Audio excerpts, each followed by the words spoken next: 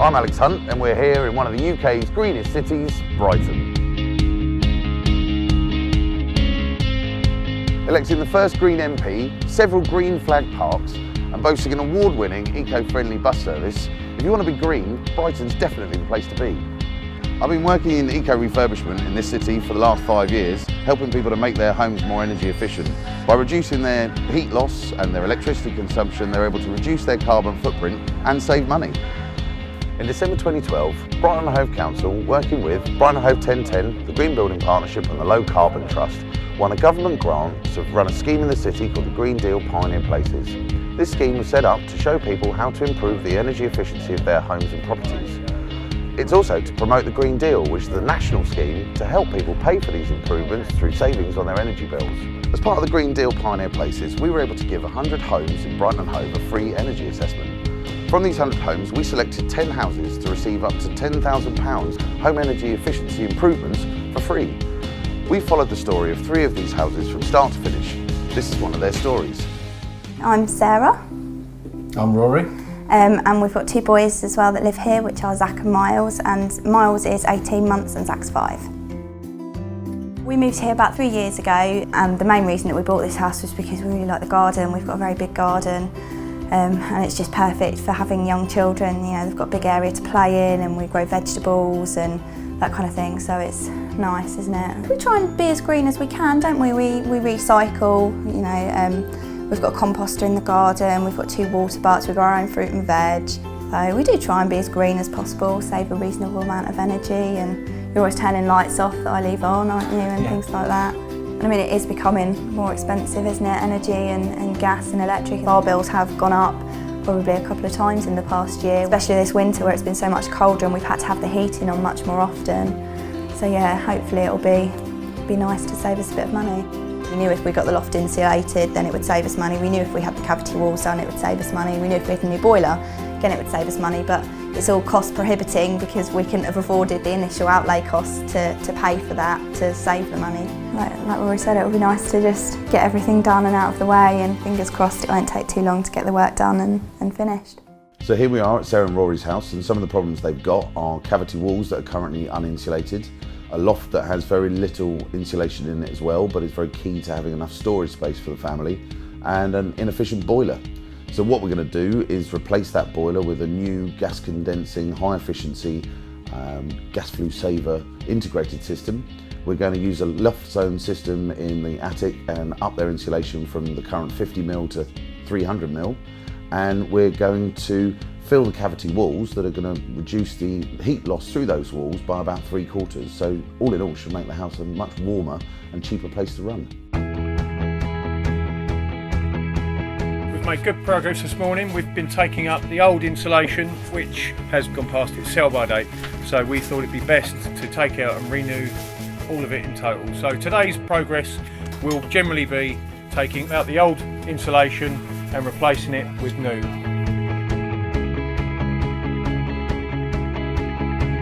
The boiler we've got here is a G-rated boiler. We'll be taking this out, filling up the flue, and we'll be putting a new cord flue just higher and really taking that whole area up with that new boiler.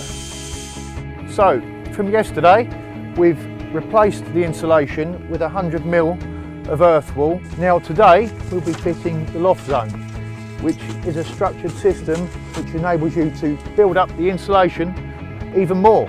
It's all going to schedule. Yeah, it's a little warm up here and probably going to get a little bit warmer as the day goes on, as we generate a lot of heat because we work so hard. So this being a 92% A-rated boiler, you're essentially looking around a saving of about £500 per year off your gas bill.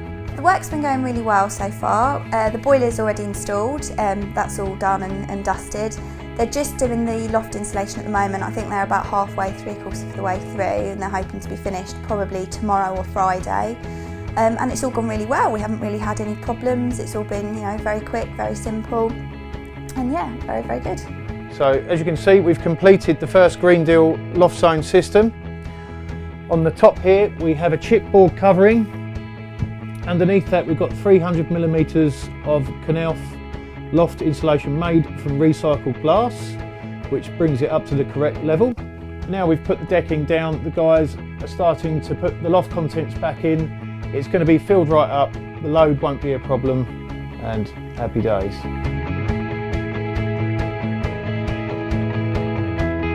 Okay, so today we've got the team coming in to do the cavity wall insulation.